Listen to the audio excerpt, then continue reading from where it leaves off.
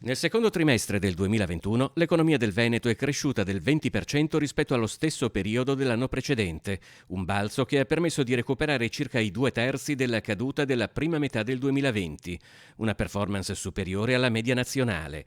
E su più fronti l'economia veneta mostra una grande vivacità, la specializzazione manifatturiera e nel turismo sicuramente è stata messa a frutto dal sistema economico veneto.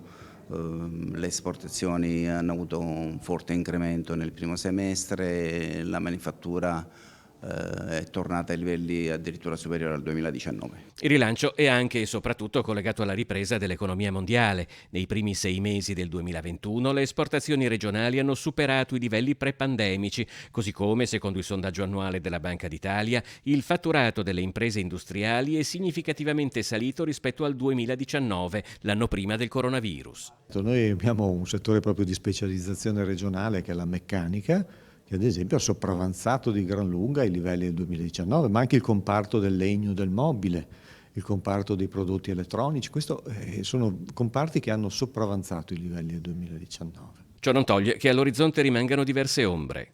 Strozzature nelle catene globali del valore e aumenti dei prezzi, quindi ritardi nell'approvvigionamento di materie prime che potrebbero indebolire questa ripresa in atto.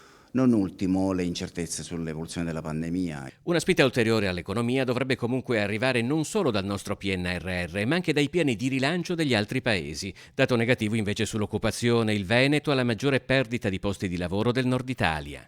Per quanto riguarda i lavoratori invece dipendenti, quindi limitandosi ai soli lavoratori dipendenti, un lieve miglioramento si osserva, però facciamo attenzione che si tratta essenzialmente di un aumento legato a assunzioni con contratti a tempo determinato.